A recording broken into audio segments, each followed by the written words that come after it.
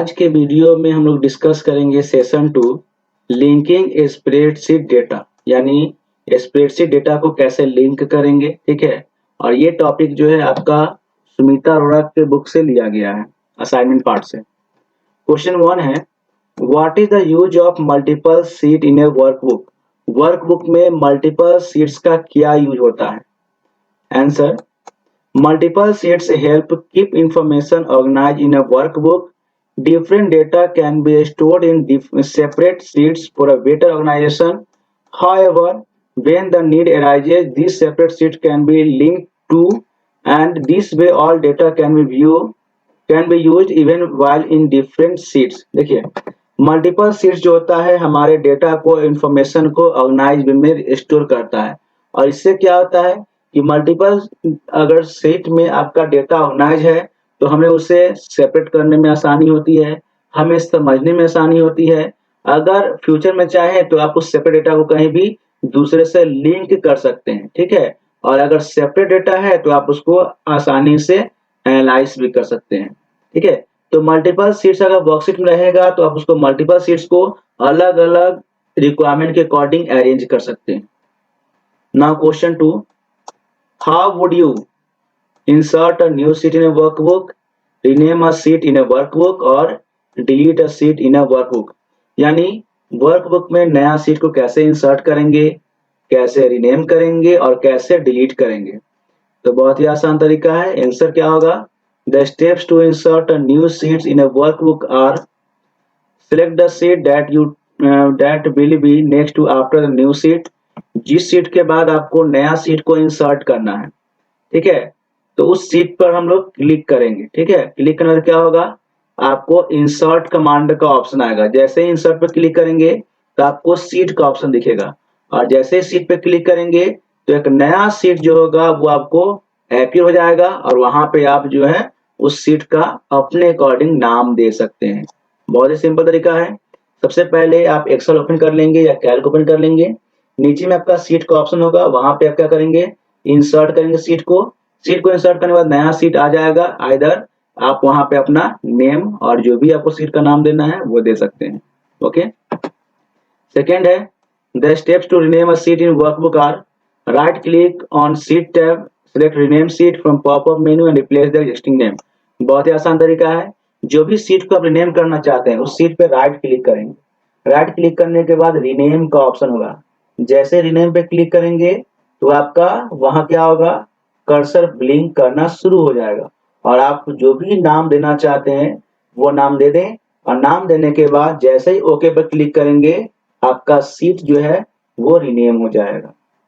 ठीक है, now question 3, the steps to delete a sheet in a workbook are, अगर आप वर्कबुक में सीट को डिलीट करना चाहते हैं तो क्या होगा, सबसे पहले आप सीट पे राइट क्लिक करेंगे, या जो भी नाम आपको दिया हुआ है सीट का उस पर राइट क्लिक करेंगे। जैसे राइट क्लिक करेंगे तो उसमें डिलीट सीट का ऑप्शन होगा, उस पर क्लिक करेंगे, आपका सीट जो है वो डिलीट हो जाएगा। Okay, now question 3, how do you link 2 or more sheet in a workbook. Workbook में 2 या 2 से ज्यादा सीट को अगर लिंक करना है तो कैसे करेंगे। We can link 2 or more sheets in a workbook by the following steps with the help of example। देखिए, हम लोग 2 या 2 से ज्यादा सीट्स को अटैच कर सकते हैं, लिंक कर सकते हैं। एक एग्जाम्पल के थ्रू बताया जा रहा है। सबसे पहले क्या करना है, open a new empty spreadsheet. सबसे पहले खाली स्प्रेडशीट को ओपन करना है। B, in sheet enter the flowing formula in cell 1, और एक सीट में जो ओपन किया उसमें से एक इंटर फॉर्मूला को ये टाइप करना है। फिर क्या करना है, दूसरा सीट को ओपन करना है बॉटम से। नीचे में लिखा क्या होता है, यहाँ सीट 1 होता है, उसके नीचे सीट 2 बना होता है। ठीक है, तो सीट 1 को ओपन करेंगे, उसका फॉर्मूला टाइप कर देंगे। फिर सीट 2 जो है वहां पे हम लोग क्या करेंगे, ओपन करेंगे। ओपन करने के बाद वहां कोई नंबर लिख देंगे, जैसे यहाँ पे लिखा हुआ है 1400, उस सीट में हम लोग 1400, सीट 2 में 1400 लिख देंगे। ठीक है, 1400 लिखेंगे। अब लेके आगे क्या करना है, सीट 1 एक बनाना है, सीट 2 में भी जाकर क्लिक करना है, वहां पे एक नंबर लिख देंगे। उसके बाद now click seat 3 tab button of the spreadsheet. फिर क्या करेंगे, तीसरा सीट को ओपन करेंगे। ठीक है, तीसरा सीट ओपन करने के बाद फिर क्या करेंगे, now switch back to sheet 1 and click its name. और फिर से शीट 1 में जाएंगे, यहाँ पे जाने के बाद जो उसका नाम होगा वो देखेंगे। उसके बाद try changing content of sheet 2 A1 and sheet 3 B4 cell if any this cell change the value and then content of sheet 1 also be change. देखिए होगा क्या, समझिए बात को। शीट 1 में आप कोई डेटा डालें, ठीक है, शीट 2 में भी कोई डेटा डाल दिए और शीट 3 में भी कोई डेटा डाल दिए, ओके। या फिर शीट 1 और शीट 2 में आपने डेटा डाला, शीट 3 में आपने डेटा नहीं डाला। और क्या किया आपने, शीट 1 और शीट 2 को आपने कनेक्ट कर दिया, शीट 1 और शीट 2 को आपने कनेक्ट कर दिया। कनेक्ट करने के बाद फॉर्मूला कहाँ लिखा, यहाँ पे लिखा शीट 3 में, ओके। और जैसे ही इंटर प्रेस करेंगे तो आपका दोनों का सम जो है शीट 3 में दिखाई देगा। अगर आप शीट 1 वैल्यू चेंज करते हैं तो शीट 3 में ऑटोमेटिक वैल्यू चेंज जाएगा, शीट 2 में वैल्यू चेंज करते हैं तो शीट 3 में उसका वैल्यू चेंज हो जाएगा। यानी कि आप एक बार में 2 या 2 से ज्यादा शीट को चेंज कर सकते हैं, उसके लिंक ये 2 से ज्यादा शीट को लिंक कर सकते हैं, ओके। नाउ क्वेश्चन 4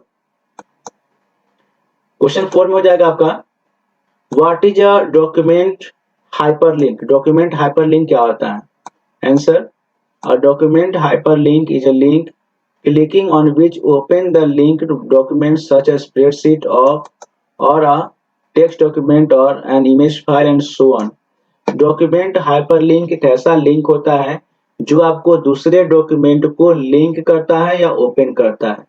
इससे फायदा क्या होता है कि आप एक डॉक्यूमेंट में दूसरे डॉक्यूमेंट को अटैच कर सकते हैं, कनेक्ट कर सकते हैं, चाहे वो डॉक्यूमेंट फाइल हो, इमेज फाइल हो या कोई और वीडियो या ऑडियो फाइल हो। Question 5, how are hyperlink of document useful. Hyperlink जो होता है डॉक्यूमेंट के लिए कैसे यूजफुल होता है, answer, hyperlink are very useful when additional information is also required along with a document।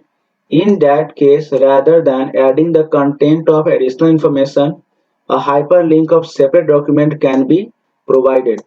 Hyperlink एक ऐसा मेथड होता है या एक ऐसा यूजफुल फीचर्स होता है जिसके मदद से हम लोग डॉक्यूमेंट में किसी भी एक्स्ट्रा इंफॉर्मेशन को ऐड कर सकते हैं।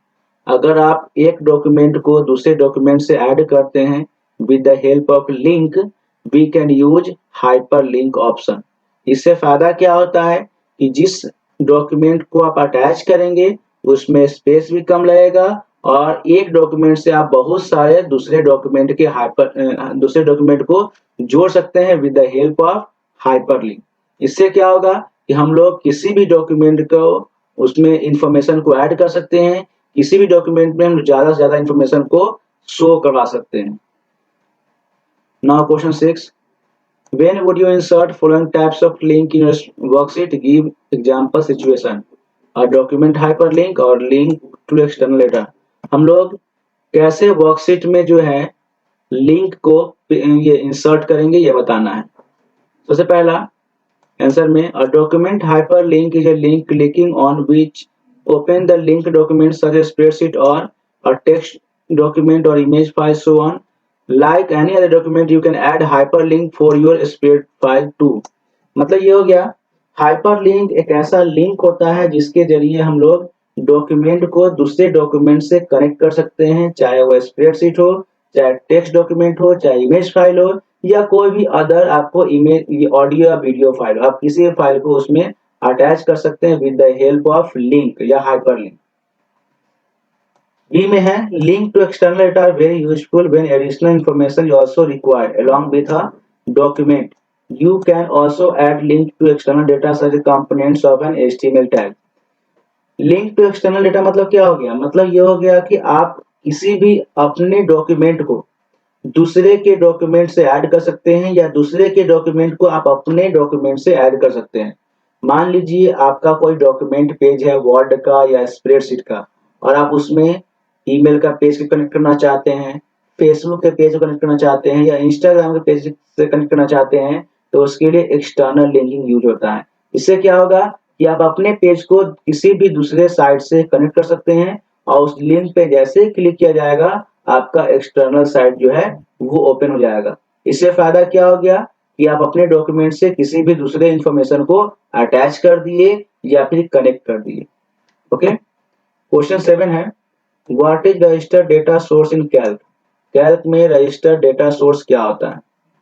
Answer, register data source in OpenOffice means if a data is in .odb format or not।